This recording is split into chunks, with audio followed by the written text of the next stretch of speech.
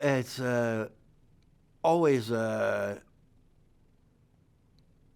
surprise that the actual processes of the law take so long.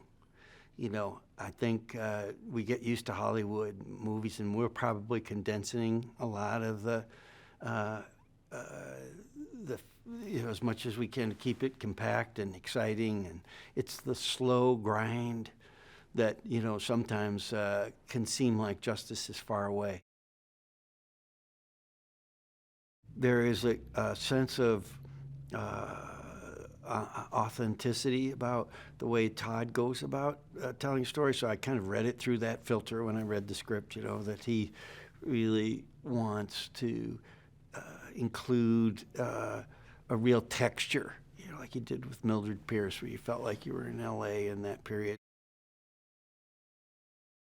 I guess you could say Harry is a version of ambulance chaser. That could always, anyone who's looking to, personal injury lawsuits, and for Rob, Mark's character, hearing him talk on the set and everything, he's very polite and everything, but he says it's like two different worlds. That he was, because he really trained as a defense attorney, someone who's grinding out the cases and delivering, just making paperwork and doing it in kind of to defend corporations usually is his best. So they were two cultures that had to come together and work together. It's a class action lawsuit that was successful, brought against a corporation that had been polluting the waters of West Virginia, in a place that was very, very difficult process to bring them, put their feet to the fire. But enough people suffered, and the damages were clear enough, and there was some luck involved, when that West Virginia would allow this medical monitoring to kind of be a little clause that in most other states is not allowed. And now, since the success of this, in West Virginia passed laws that no longer is that going to be possible. But there was a window there, and it's a great David versus Goliath story. The dialect, for me, is kind of was a different version of Southern. There's and so I got some good help. We have a good dialect person on this, and she had a very good program of exercises. He's such a personable guy. You'll have everybody actor here tell you that he's thoughtful in a way that gets you excited. From the first time you talk to him, you realize that he's loves the data of things and loves the particular truth of way life is and everything, and but has this little dance around it all, with irony, just things that tickle him that are ironic, some things very painful. But he, so I think when I first talked to Todd, he got me just kind of infected with that sense of exploration.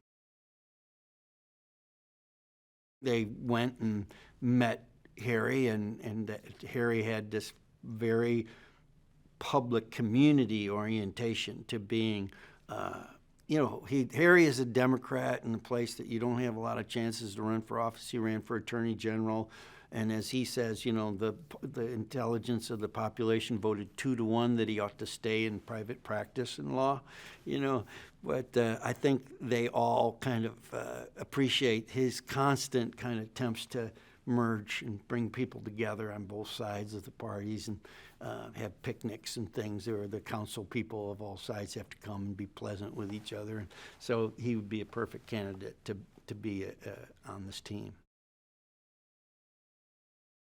I've always respected Mark, as an actor. I've known him for a lot of years too, from the early '90s, in L.A. So he has done some great roles, and his commitment to being an activist as well as an actor. It always feels like you're diminishing his acting if you talk about his activism, because but you're I mean, he's such an interesting actor, but the fact that he's so ballistic about the information, he knows this stuff so well. And I just love that, that I can turn to him anytime and kind of like pull the cork off the bottle and there it is, We're in a climate politically where there's a lot of outrage happening right now. And there's kind of like group outrage that can collectively cook up. And I think sometimes that's a loud, squeaky wheel that's useful. There's sometimes where it can go astray. It can get, feed itself and become its own outrage for outrage's sake. And, that's kind of a new phenomenon that we're starting to have to deal with. But, this kind of real sense of injury, of feeling that there is, the weakest people are the ones that have to give up the most in their life because they have no voice, and they feel like they're, there's many people around them that are really not up for the struggle to resist it. There is always a temptation, to kind of look for feel good. And there is a lot about this that I think you can feel deeply good about, but it's not that kind of like warm and fuzzy.